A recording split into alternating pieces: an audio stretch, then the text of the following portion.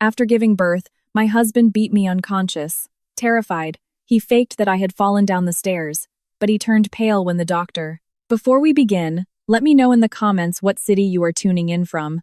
I would love to know how far my story has reached. Now, get ready. It wasn't the baby's cry that filled the emergency room hallway that early morning. It was the scream of someone who had just been betrayed by the person she trusted the most. Emily Hayes was 25 years old and had a heart full of hope.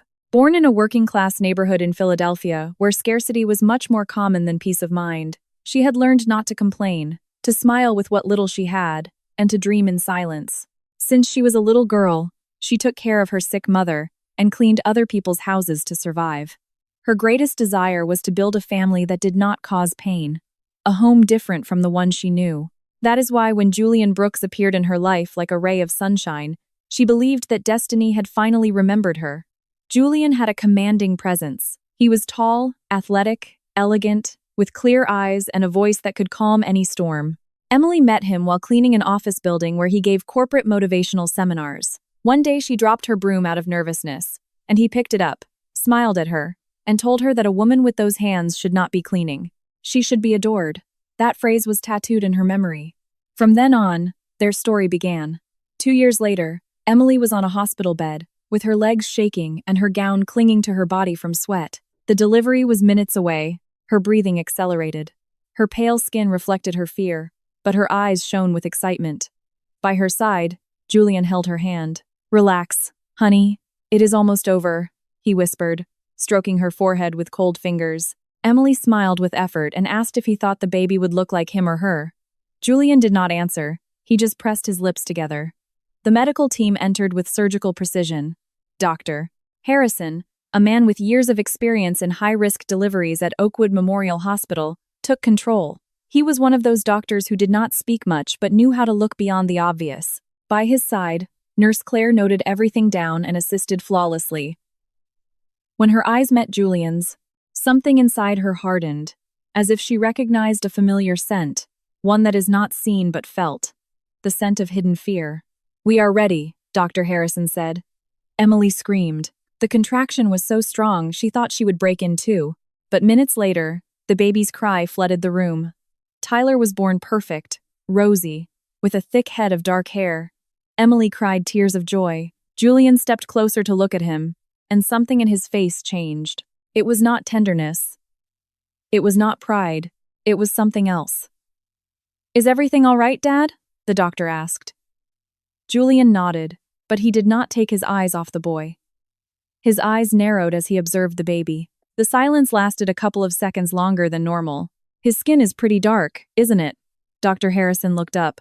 Nurse Claire stopped what she was doing. Emily, still panting from the effort, did not notice. "That is completely normal, sir." The doctor intervened in a neutral tone. "Newborns often change skin tone as the days go by." "Right," Julian replied without looking at anyone. Emily asked to hold the baby. When they placed him on her chest, she cried as if that weeping released all the years of pain she had endured in silence. "Hello, my love," she told the baby. "I am your mom. I promise you this life is not going to hurt you." Julian stood in a corner with his arms crossed, just watching. The next day, the hospital room was filled with flowers, massive bouquets, balloons, and expensive stuffed animals. The Brooks family had everything delivered as if it were a presidential announcement. Emily felt like she was in a dream. Her mother-in-law, Eleanor, called her on FaceTime. "Congratulations, dear. What a joy for the baby. Although he looks a bit different from when my boys were born, don't you think? But well, you know, genetics sometimes plays jokes." Emily did not know what to answer. Julian barely spoke. He limited himself to looking at the baby with a strange expression. When they were alone, Emily tried to hug him. "Honey, we finally have a family." He pulled away slightly. "A family? Are you sure this is my family?" That sentence dropped like a stone. Emily froze. "What are you saying?" "Nothing. I just have a hard time understanding how such a dark child comes from you and me." "But whatever. It must be the hospital lighting." Emily wanted to scream at him, but she did not. Her physical wounds from the delivery still ached, and the wound in her soul was just beginning to open. That night, while she slept deeply exhausted, Julian remained awake. He paced the room, picked up the baby, and observed him closely. At one point, he muttered that he did not look like him at all. Then he placed him in his crib and walked out into the hallway. There he ran into Nurse Claire. "Is everything okay, Mr. Brooks?" "Yes, I just needed to stretch my legs. This hospital has long hallways, perfect for thinking." Claire looked at him closely. Something did not sit right with her. She mentioned that his wife resting like an angel would do her good since the delivery was very intense. Claire nodded but did not move. She stood there watching him until he returned to the room. During the day, Emily tried to talk to Julian, asking why he was so distant. He was evasive, making up excuses about work, pressure, and being new to this whole fatherhood thing. Emily swallowed her doubts just as she had swallowed many other things. In the afternoon, Dr. Harrison came by to check on her. He checked her vital signs and the baby's. Everything was fine, but before leaving, he stopped for a second. "Emily, are you okay?" "Yes, doctor. Why?" "I do not know. You seem withdrawn. Do you feel safe?" Emily looked at him confused. "Of course. I am just tired. Everything is fine." "Doctor," Harrison did not insist, but on his way out, he asked Claire to keep a close watch on that room. Hours passed, and night fell again. Emily slept, and so did Julian, or so it seemed. Outside, a heavy rainstorm was pouring down, and at some point in the early hours of the morning, a blood-curdling scream cut through the silence. "Help! Help!" A nurse ran down the hallway. Several doctors came out of other rooms. The emergency lights flickered on. Julian appeared running with the baby in his arms. "My wife fell down the stairs." "Doctor." Harrison arrived immediately.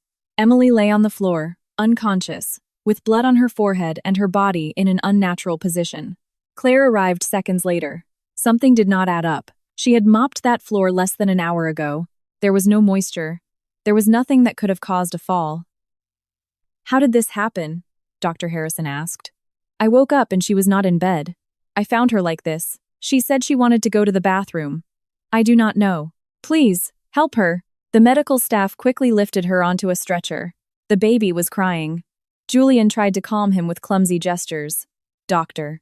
Harrison looked at Emily's body, looked at the direction of her room, looked at the position of the fall, and looked at Julian. Something did not fit. The night that promised to be the happiest for Emily turned into the beginning of her worst nightmare. Although no one knew it yet, what had just happened would change her life forever. And the worst was yet to come. Minutes later, the constant beeping of machines filled the intensive care unit. The air smelled of disinfectant and tense silence. Emily slowly opened her eyes. Everything was confusing, blurry, as if she had woken up from a dream whose ending she could not remember. She felt a sharp pain in her head, as if a hammer were pounding from the inside. She looked around and saw wires, tubes, an IV needle stuck in her arm. She tried to sit up, but her body did not respond. A movement beside her caught her attention. Julian was sitting in a chair with a serious face and his hands clasped together. When he noticed she was waking up, he stood up immediately.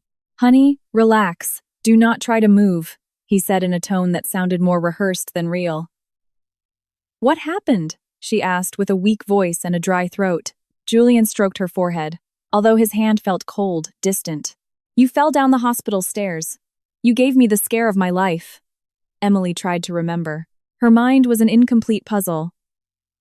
Blurry fragments of images. A hallway. The sound of rain.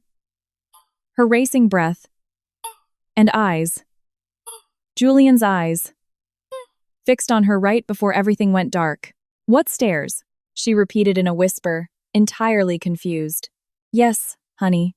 You wandered out of the room half asleep, who knows why. And when I went looking for you, you were already on the floor. If I had not screamed for help, I do not know what would have happened." Emily swallowed hard. She wanted to believe him. She truly wanted to. He was her husband, the father of her child, but that look creeping into her memories made her tremble. "Doctor." Harrison walked in right at that moment with a chart in his hand, greeted them both with a nod, and approached to check the monitors. "Emily, how do you feel?" "Dizzy. Like everything is unreal. That is normal after a blow like this. But the important thing is that you woke up. Your blood pressure is stable, and there is no internal bleeding. You will need to rest." "Doctor." Harrison observed Julian's face and then the bruising on Emily's body. The pattern of the injuries did not convince him. There were marks on her arms and back that did not match a simple fall down a flight of stairs. He made a mental note of it in silence. When he finished the exam, the doctor approached Claire, the nurse on duty, out in the hallway. "Claire, take a good look at this patient's injuries. They do not add up." "What do you mean, doctor?" "I mean that if she really fell, the severity of the trauma should be concentrated on her front side. But there are old marks, like from previous blows, and in places that cannot be explained by an accidental fall." The nurse frowned and asked if he believed she was attacked. "I am not stating anything for certain, but this smells wrong. Watch her closely, and do not leave the room alone when he is inside." Inside the room, Julian took Emily's hand. "Honey, the important thing is that you are alive, but I need you to promise me that you will never get out of bed alone again. You have me worried sick." She stared at him. There was tenderness in his voice, but his eyes returned that exact same feeling from that night. A cold emptiness, a shadow she had not noticed before. Later, Julian stepped out to make a phone call. He locked himself in a deserted hallway, believing no one could hear him. "Mom, the problem is handled, but we need to manage this fast. The fall might raise suspicions." Eleanor Brooks's voice echoed loud and clear on the other end of the line. "This cannot come to light. Do you understand? If she talks, we will crush her with fake evidence. I know people. Emily has no one to back her up." "I know, Mom. But doctor..." Harrison looked at me like he doubted the story. "I will take care of that, doctor," his mother replied. "You just stick to the script. She is weak and confused. She will do whatever you say." Meanwhile, Emily slept restlessly. In the middle of her sleep, a memory broke through like a spark in the dark. She saw the hallway, the rain beating against the windows, and Julian standing right in front of her. He was saying something she could not quite hear. Then, a shove, the feeling of falling, and the final flash of Julian's eyes looking dead serious, without a trace of love. She woke up with a gasp. She did not scream. Claire ran to her side. "Relax, Emily. You are safe." "My baby. I want to see my son." The nurse hesitated, looked toward the door, and then nodded. "He is in the neonatal intensive care unit. He is doing well. I will see if I can bring him here for a few minutes." But as she walked out, Julian was already walking in. "What are you asking for?" "I want to see Tyler. I need to hold him." Julian crossed his arms. "No, Emily, you are in no condition. The doctor said you need strict rest. If you get worked up, you could get worse. I am his mother. I have a right to see him. You also have an obligation to recover, and I will decide what is best for you." The tension in the room was so thick it could be cut with a knife. Emily clenched her fists helplessly, her eyes filled with tears. Hours later, when Nurse Claire was carefully bathing her, she discovered new bruises on her torso, some healing, others fresh. She observed them closely. "Emily, how did you get these?" She looked down. "I do not know. Maybe I hit myself when I fell." "These do not look recent." Emily did not answer. A heavy silence invaded the room. That night, Dr. Harrison made the decision to speak with a trusted colleague about what he had observed. He prepared a detailed report with photographs of the injuries and medical notes, but what he did not know was that someone was already watching him. At the end of his shift, he left the hospital and headed to the parking garage. He started his car, took a deep breath, and thought about the risk he was taking if he reported a man as influential as Julian Brooks. He decided he could not stay quiet. However, upon arriving at his house, his heart skipped a beat. His second car, which he had parked in front of his door hours earlier, was destroyed. The windows were smashed, the bodywork crushed as if a truck had run over it, and on the windshield, a piece of paper written in sloppy handwriting. "Stop sticking your nose where it does not belong, doctor." Harrison gritted his teeth. He could not prove it yet, but he already knew who was behind it, and understood that what had started as a suspicion was turning into a dangerous war. That same night, Emily slept in the hospital without imagining that her life was already marked by secrets, lies, and threats, and that every step she took in search of the truth would put not only her life at risk, but also her son's. The silence of the hospital became unsettling, as if the walls knew the story was just beginning. Outside it was pouring rain, and the drops beat against the windows as if to warn of what was coming. The next morning, Emily woke up with the feeling that something did not fit. She did not remember how she had ended up in the ICU, and every time she tried to piece together the night of her fall, her mind flashed an image of Julian giving her an icy glare. She wanted to talk to someone, but every time she opened her mouth, Julian appeared before she could finish a sentence. "Just rest, honey. Do not think about anything," he would say in a soft voice, like a father calming a child. In the hospital corridors, Dr. Harrison paced back and forth. He held the photographs of Emily's injuries and the medical reports he had drafted in secret. He knew he had to proceed with extreme caution because they had already tried to intimidate him with the smashed car, but deep down, he could not let this case get buried. Mid-morning, the murmur of the news reached the televisions in the waiting room. The headline looped across all the screens. Young mother with a history of depression almost loses her life after an incident at the hospital. The footage showed old photos of Emily taken from her social media, while a voiceover reported that she had suffered emotional crises since she was a teenager, that doctors had treated her for severe anxiety, and that night, after giving birth, she had tried to get up in a confused state, causing a terrible accident. Emily heard the broadcast from her room. She could not believe it. "That is a lie," she muttered, gripping the bedsheets. Julian walked in right at that moment, smiling coldly. "It is in your best interest to accept that version, Emily. No one is going to believe you if you say otherwise. I will make sure the world knows it was an accident caused by your emotional fragility." She looked at him with rage and absolute pain. "Why are you doing this?" "Because I would not stand for anyone to question my reputation, and because I do not plan to allow you to destroy the image of our family." Hours later, Emily's mother-in-law arrived at the hospital. Eleanor Brooks was an imposing woman, covered in sparkling jewelry, and wearing a perfume that filled the room before she even crossed the doorway. She greeted her son affectionately and looked at Emily with a fake smile. "Dear, I hope you recover soon. You must think about your son, about how you are going to raise him. Though now that I think about it, a child needs stability. And you, with your health being so fragile, I do not know if you will be ready." Emily felt the air escape her chest. "I am his mother," she replied with a weak but firm voice. "No one is going to take him away from me." Eleanor looked at her with pure disgust. "We will see about that, sweetheart. We will see." The following days were an absolute nightmare. Emily could only receive visitors during hours that Julian personally authorized. The nurses noticed that the orders were coming from the Brooks family, not from hospital administration. Even Nurse Claire, who had tried to stay close, was removed from her case. It was in this environment that Sarah appeared. She introduced herself as Julian's cousin, a woman in her 30s with long hair and a wide smile. She arrived with gifts for the baby: diapers, expensive clothes, rattles. Emily looked at her suspiciously. "You never mentioned her to me," she asked as soon as Sarah stepped out of the room. Julian shrugged. "She is a distant cousin. I do not usually talk about my extended family, but she came to help. You should be grateful." Sarah began visiting the baby frequently in the NICU. She held him with a tenderness that completely baffled Emily. Sometimes she seemed far too invested, as if she wanted to claim those moments for herself. Every time Emily asked to see him, Sarah was already there holding him. Something was very wrong, but no one gave her any explanations. Meanwhile, Dr. Harrison tried to find a way to speak with Emily alone. One morning he entered the room and asked Julian to step out for a moment so he could examine the patient. Julian smiled and said, "I am sorry, doctor, but I am not leaving her alone. She needs constant support." The doctor tried to insist. "It is standard protocol. I need to ask her personal medical questions without third parties present." A couple of private security guards stepped forward at that exact moment, as if they had been waiting for a cue. "The doctor can do his exam, but you stay right here," one of them told Julian. Dr. Harrison got the message. Someone extremely powerful was pulling the strings.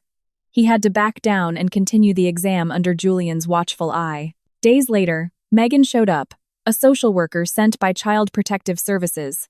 She had short hair, rectangular glasses, and a calm voice that inspired trust. She introduced herself with a clipboard under her arm and sat next to Emily's bed. "I am here to verify your condition and your son's well-being. It is standard procedure after an incident of this magnitude." Julian tried to intervene, but Megan stopped him with a firm gesture. "I need to speak with her alone. It is a mandatory state protocol." He glared at her, annoyed, but this time he could not refuse. He walked out, leaving the door cracked open. Megan leaned in toward Emily and spoke in a low voice. "I have read the report. Something does not add up for me. I want you to tell me the truth. Was it an accident?" Emily's eyes filled with tears. She hesitated for a few seconds, terrified of being overheard. I do not know. I do not remember clearly. I only saw his eyes before I fell. Megan wrote it down on her notepad and looked at her with complete understanding. I want you to trust me. If you feel that your life is in danger, I need you to tell me. Emily nodded slowly. That night, unable to sleep, she looked for a pen and a notebook in her nightstand drawer. She secretly began to write a journal. She wrote down everything she remembered, what she felt, what she feared. She detailed Julian's threatening comments, her mother-in-law's veiled threats, the weird presence of Sarah. It was her only way of keeping her sanity, of leaving a trail just in case something happened to her. If anyone finds this, I want them to know I am not crazy. I want them to know my son is the only thing keeping me alive, she wrote on one of the first pages. The next day, while eating breakfast, something strange happened. Her food tray arrived, covered by a napkin. When she lifted it, she found a folded note hidden between the silverware. Her hand shook as she opened it. The message was brief, written in hurried handwriting. It was not a fall. He is going to make the boy disappear. You have to escape. Emily's heart raced so fast, she thought the heart monitor next to her would give her away. She looked around, but no one seemed suspicious. She hid the note under her blanket, shaking with fear and sheer confusion. Who had written it? Megan? Claire? Someone else? Or was it a trap? While Julian chatted in the hallway with his mother and Sarah approached the baby with a smile loaded with unknown intentions, Emily realized her life was entering an even more dangerous territory than she ever imagined. The hospital was no longer a safe haven. It was a cage. And what was at stake was not just her freedom, but her son's life. Emily slept fitfully, restless, with the note hidden under her pillow and her heart beating so loud it felt like a war drum. In her dreams, Tyler was crying. In her dreams, she saw hands ripping him from her chest and wrapping him in shadows. She woke up drenched in sweat, and the first thing she did was look toward the corner where they usually left the baby in his portable bassinet. But the bassinet was empty. A chill ran through her entire body. She thought maybe the nurses had taken him for a checkup, but there was no notice, no sign at all. She forced herself up, feeling the sharp pain in her ribs, and pressed the call button for help. No one came. Minutes later, Julian walked in. He entered calmly, as if absolutely nothing had happened. Where is Tyler? Emily asked with wide, terrified eyes. Relax. They transferred him to another area to run some tests. It seems he had some complications. Nothing serious. But it is better to have him monitored. Complications? What complications? I saw him perfectly healthy, breathing fine. What did they do to him? Julian walked over and grabbed her hand so tightly it hurt. Calm down, Emily. Stop being hysterical. If you keep acting like this, people are going to think you are losing your mind. Do you want that permanently on your record? She tried to pull away. I want to see him. Take me to him right now. Julian looked at her with a twisted smirk. He is not in this hospital anymore. They transferred him to a specialized pediatric facility. Do not worry, I am taking care of everything. The blood froze in her veins. That morning, Megan appeared with her clipboard in hand. As soon as she crossed the threshold, Emily lunged toward her. Help me. They took my son. They will not tell me where he is. They will not let me see him. Megan looked deeply concerned. She turned to Julian, who was standing casually in the corner. What is the meaning of this? She asked. He smiled smoothly. Everything is under control. The baby was transferred to a pediatric unit as a precaution. We already handled all the paperwork. Megan frowned and opened her folder. There was nothing. No transfer documents at all. I do not have any official record of that, and I am legally required to have it. It must have slipped your mind, Julian replied in a venomous tone. You are only human. People make mistakes. Megan felt that something was horribly wrong. She leaned toward Emily and told her quietly, I will find out. Do not worry. That was the last time Emily ever saw her. The following afternoon, an internal memo circulated through the hospital. The social worker Megan had been dismissed from her position for breaching state protocols. Emily screamed, pounded the bed with her fists, and pointed at Julian in front of everyone. He took my son. He is lying. He is stealing him from me. The hospital staff tried to restrain her. They held her by the arms. Some looked at her with pity, others with extreme distrust. Julian used the scene to reinforce his own narrative. You see how unstable she is. It is postpartum psychosis. I have been saying it all along. Just then, Dr. Harrison walked in. He approached with firm steps, never taking his eyes off Julian. Enough of this theater, he said loudly. There is zero record of any transfer. You are not a concerned husband. You are a dangerous manipulator. You will not get away with this. The room fell dead silent. Julian clenched his jaw and walked right up to him.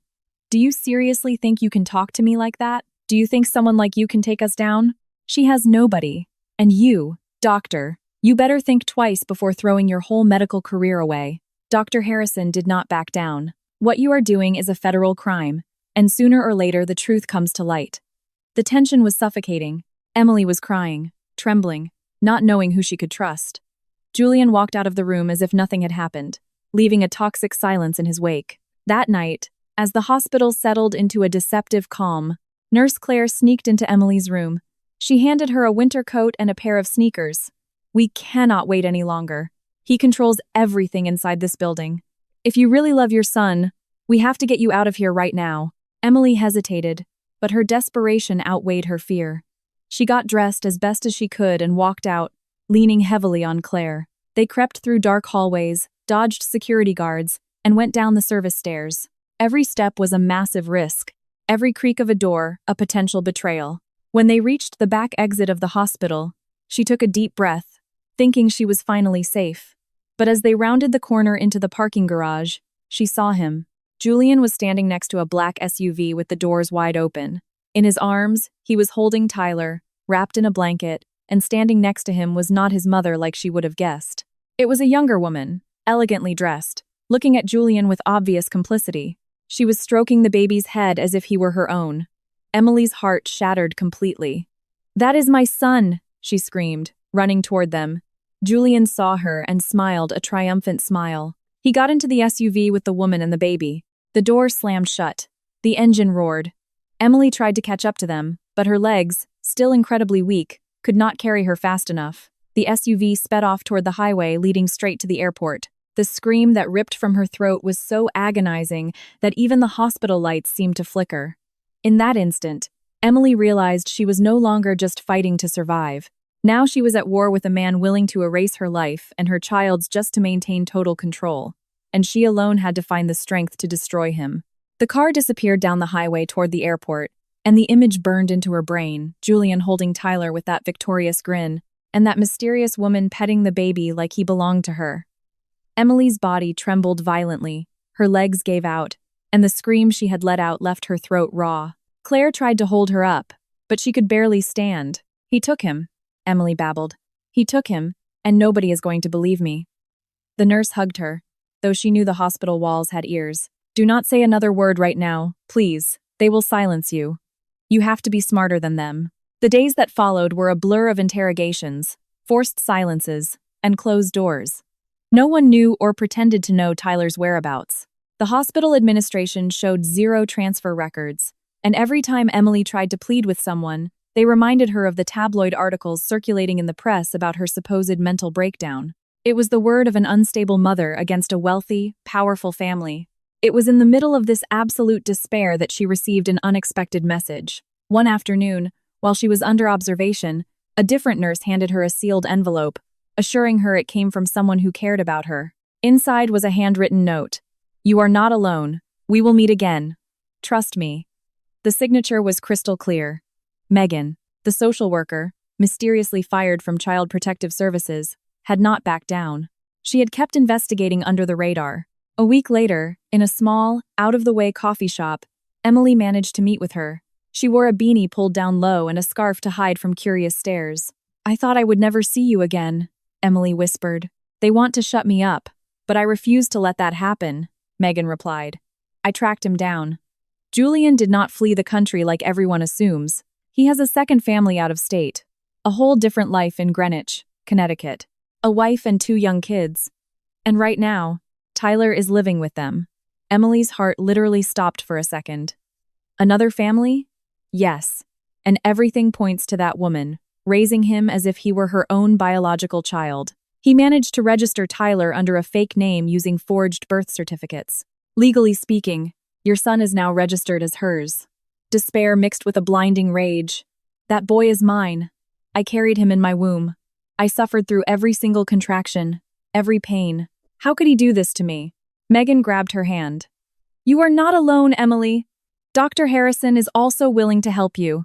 He is risking a lot, but he believes you. A few days later, the three of them met at the doctor's discreet suburban home. Spread across his dining table were folders full of evidence, copies of forged documents, and photographs Megan had managed to secure. In one of them, Emily saw Tyler being held by the other woman, smiling in a wealthy neighborhood park. He had the same smile she remembered, but his little eyes were no longer looking for her.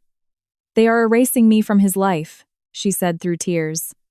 They are making him forget who I am. Dr. Harrison slammed his fist on the table. That man cannot keep getting away with this. Not just for your sake, but for the boys. What he is doing is a federal kidnapping disguised by legal loopholes. Emily wiped her tears. I will do whatever it takes, even if it costs me my life. I will get my son back. The first step was getting close to the Connecticut mansion where Julian lived with his second family. Megan used a local contact to observe the property from a distance without raising red flags. Emily, disguised in a baseball cap and dark sunglasses, hid behind a thick hedge. When she saw Tyler playing on the manicured lawn, she could not breathe. The boy was laughing, chasing a ball, and not once did he look around for his real mother. Suddenly, she heard the toddler's voice. Mommy, will you sing me the bedtime song? Emily's soul stopped. She expected to hear the lullaby she always sang to him when he was in her belly, but the woman answered with a completely different, unfamiliar song. The boy snuggled into her arms, calm and trusting. Emily felt something inside her shatter into a million pieces. She leaned her forehead against the wrought iron fence, tears streaming down her cheeks. He does not remember me anymore, she whispered. Megan held her by the shoulders. He is still just a baby, Emily. That bond does not break that easily. They are just confusing him. But the damage had already been done. Meanwhile, Julian acted untouchable. He had woven a web of contacts in local politics and the justice system. His mother continued funneling money to buy off judges and local police. Every attempt to file a police report was stonewalled. Dr. Harrison submitted his medical findings, but they were archived and ignored. In the press, headlines constantly reinforced the official narrative. Mother with depressive history loses custody due to severe instability. Emily fell into a deep depression. She locked herself in her room and wrote in her journal everything she felt, every tiny detail she remembered about Tyler. It was her only way of keeping him alive in her memory. Megan and Dr. Harrison tried to hold her together, but reality hit her harder every single day. One morning, during a routine medical checkup, she received news that knocked the wind out of her. The doctor explained that she had lupus, an autoimmune disease. The extreme stress and physical trauma had rapidly accelerated its progression. Her body was essentially attacking itself. The severe fatigue, joint pain, and random fevers were clear warning signs. How much time do I have? She asked, her voice cracking. The doctor avoided making direct eye contact. I cannot give you an exact timeline, but you need aggressive treatment and absolutely no stress. If you do not reduce your tension, your body will deteriorate much faster. Emily walked out of the clinic with trembling legs, looked up at the gray sky, and clutched her journal to her chest. I am not giving up, she told herself. Even if my time is running out, I am going to get justice. That night, as she wrote in her journal, she thought of her son, of the eyes that no longer recognized her, of the lullaby that had been replaced by a stranger's voice. Her immense rage transformed into pure determination. They took everything from me, but they will never take my fight. I will execute one last plan, even if it kills me.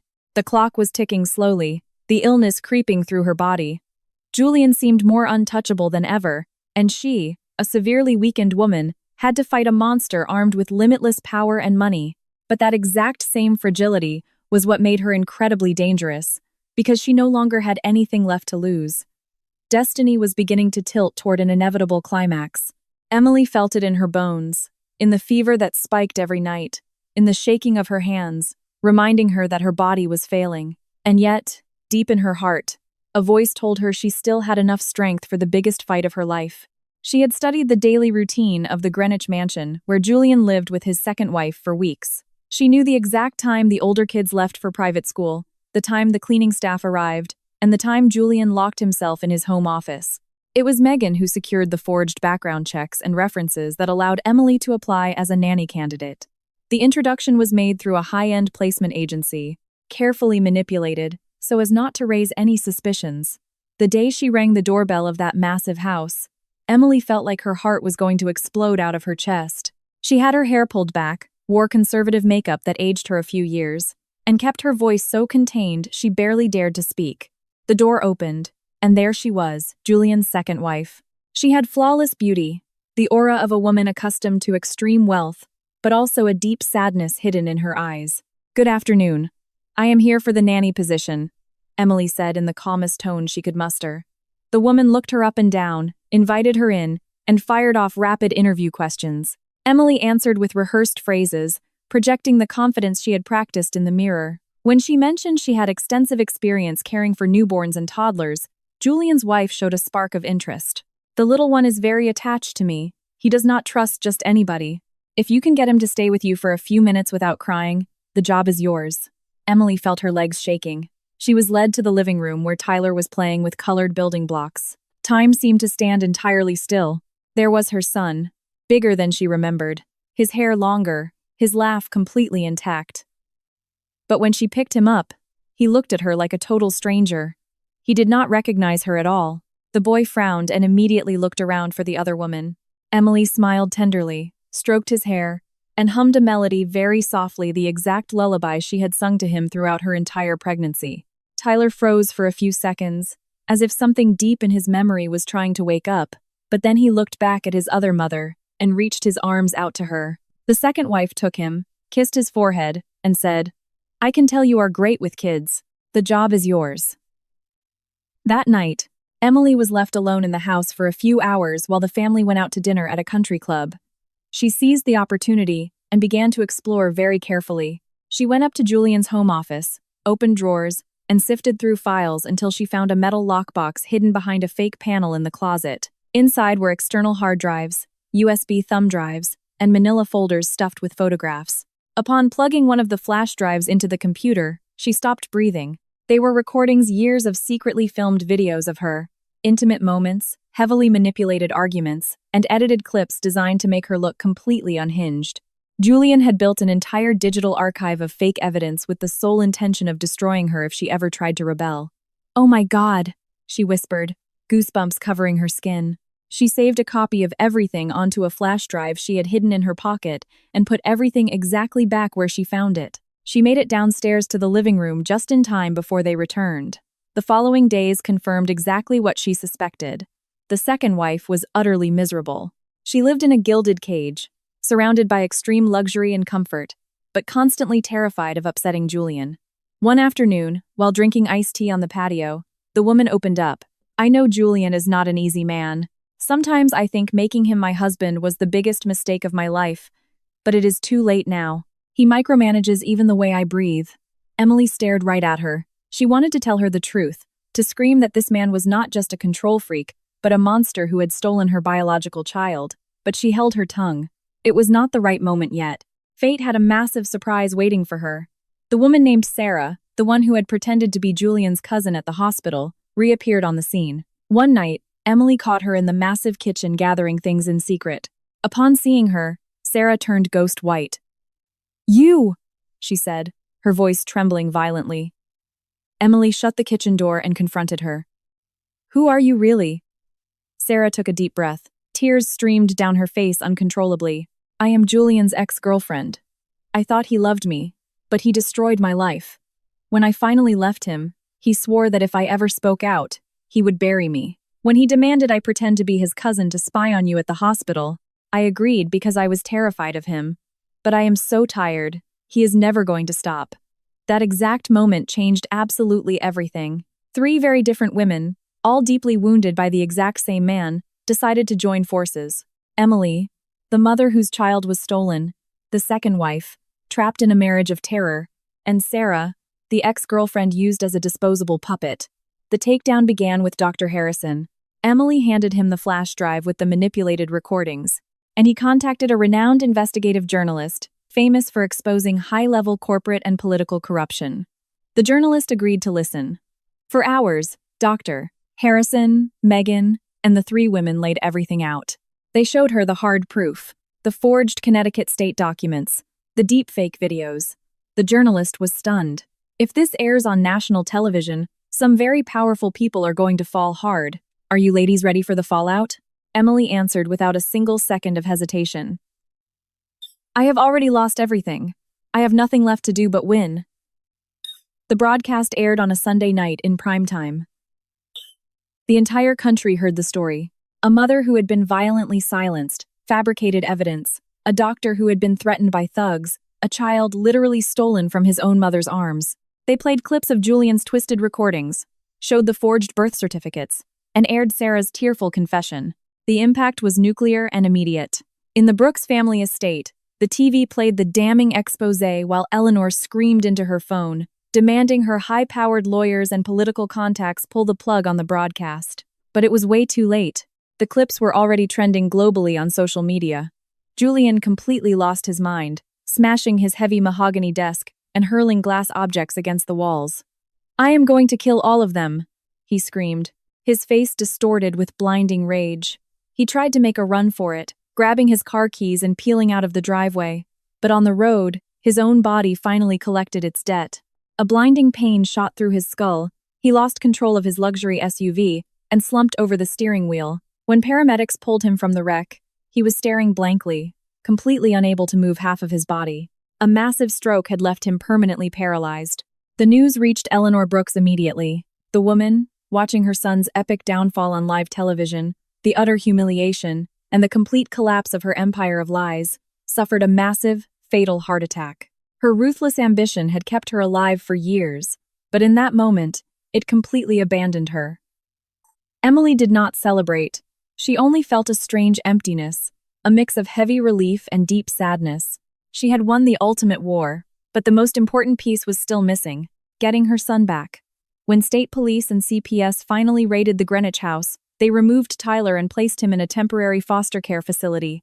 Emily waited for him with her heart in her throat. She saw him walk through the double doors holding a social worker's hand.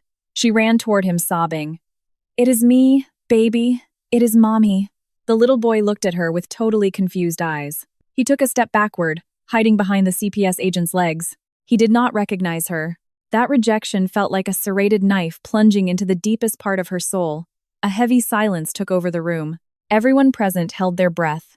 And in that exact moment, Emily understood that the hardest battle was far from over. The battle to recover, not just full legal custody, but her own son's heart. Little Tyler, confused and terrified, hid behind the child protection agent. His eyes were wide as saucers, and he frantically searched the room for the wealthy woman who had raised him as her own for months. Emily reached her arms out to him, tears streaming down her face. But her hands just hovered in the empty air. The boy backed away, completely unable to recognize the woman who had given birth to him. The facility's lead social worker stepped in with a soft voice. Please do not force it, ma'am. He has been through way too much trauma. He needs time to process and adapt. Emily felt her soul shatter into a million pieces all over again, but she nodded. Deep down, she knew that extreme patience was her only weapon left. As much as she wanted to run to him, tackle him in a hug, and never let him go, she could not steal his healing process from him. For weeks, Emily dedicated herself to being present with Tyler at the family transitional shelter, where they were both assigned to live. The place was modest, with brightly painted walls and small bedrooms, but it felt incredibly peaceful. Mothers and children who had survived similar nightmares lived there together. Emily joined in on all the group activities. She played the games, sat at the communal dinners, always staying close, but never invading his personal space. At first, Tyler barely even looked at her. He sought comfort from the shelter staff, from the other kids, from the few toys that felt familiar. Every tiny rejection was a knife in Emily's heart, but she never once showed him her absolute despair. Every night in the quiet dark, she wrote in her journal the words she could not say out loud. I am your mother, and even if you do not remember me right now, I love you with every ounce of my soul. Megan visited her constantly, bringing her coffee, lifting her spirits, and reminding her that the war she had started was much bigger than just her own story. Your pain was not for nothing, she told her. So many women are coming forward and speaking out because of you. What you survived is opening the entire country's eyes. Dr. Harrison also came to visit. He had become a permanent ally, almost like a father figure. He brought advance copies of a book he was writing, where he detailed every single medical and legal aspect of the case, not just to bury Julian forever, but to shine a massive spotlight on the reality of hundreds of women suffering in total silence. "Writing this saved me from my own guilt and helplessness," he confessed to her. "But you are the one actually saving lives by setting the ultimate example." Meanwhile, the national media could not stop covering the scandal.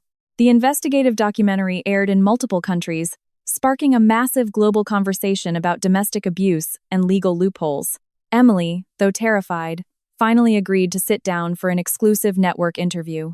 On camera, she spoke about her unimaginable pain, the textbook gaslighting, the forced hospital silences, but also about the immense power she found the second she refused to stay quiet. "I do not want my son to grow up remembering me as a victim," she said clearly into the lens.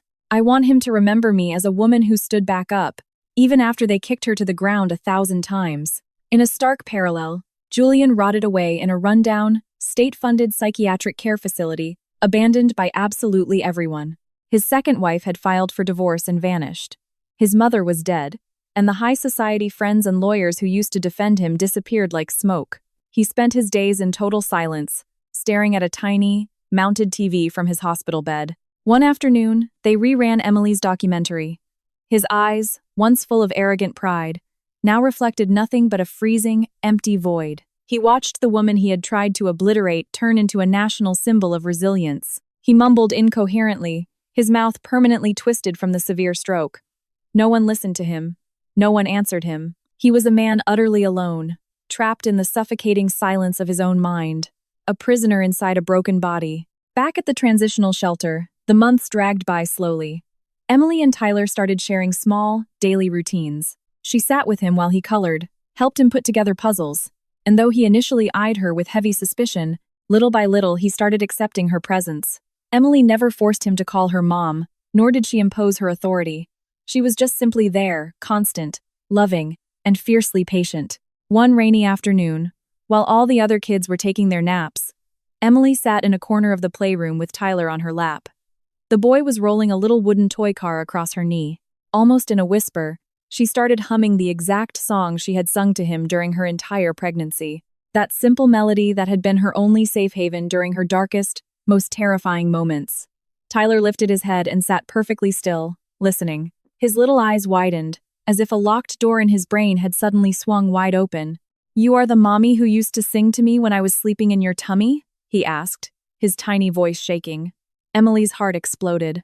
Tears poured out of her with such violent force she could barely choke out the words. She hugged him with infinite tenderness and whispered through her sobs, "Yes, my sweet baby, it is me." Tyler wrapped his short little arms around her neck and squeezed her as hard as he could. Emily cried harder than she ever had in her life, not from pain, but from pure, unadulterated relief. She had finally gotten back the thing she loved most in the world, not just in the eyes of the law, but in the deepest, most sacred bond between a mother and her child. Over time, Emily and Tyler were finally able to leave the shelter and move into a modest home, building a simple life overflowing with love. Dr. Harrison published his book, which instantly hit the national bestseller lists. Megan launched a massive nonprofit organization for battered women, naming it Free Voices, in honor of all the women who had been terrified into silence. Emily became an active board member, traveling the country, sharing her survival story at conferences, social programs, and legal workshops. The years that followed proved that true transformation was possible. What started as a horrifying nightmare became a nationwide movement of hope. Emily had morphed into an unstoppable megaphone for those whose voices had been stolen. The very last time Julian ever made the news was in a short, local segment showing the bleak conditions of the state facility where he would spend the rest of his life. Sitting in a standard-issue wheelchair, staring blankly at the wall, he watched the world move on completely without him. On the TV mounted in the rec room, an interview with Emily was playing, where she passionately discussed why society must instantly believe victims. Not a single orderly walked over to turn the TV off. Not a single person paid him an ounce of attention. He was condemned to sit there, day after day, listening to the powerful voice of the woman he tried to destroy, a woman who now inspired millions. That night, Emily sat at her kitchen table and wrote in her journal for the very last time. She closed the leather cover calmly, placed it inside a keepsake box next to Tyler's baby shoes, and sealed it with a final sentence that summarized everything she had survived. Not all monsters have claws. Some wear expensive suits and silk ties. But even in the absolute pitch-black darkness, a mother can always find the light. And in the voiceover narration that closed out her documentary, her final words echoed perfectly. Sometimes, just surviving is not enough. Sometimes, surviving is just the opening bell of the fight. But when you finally decide to scream your truth, the entire world can shift right along with you. What did you think of this story? There are thousands of people out there who, just like Emily, are fighting terrifying, silent battles every single day. Our greatest hope is that her voice resonated deep inside of you, too. If this story touched your heart, please share it. Help someone else out there feel a little less alone. Be a part of the change. Let us know in the comments what you would have done if you were in her shoes.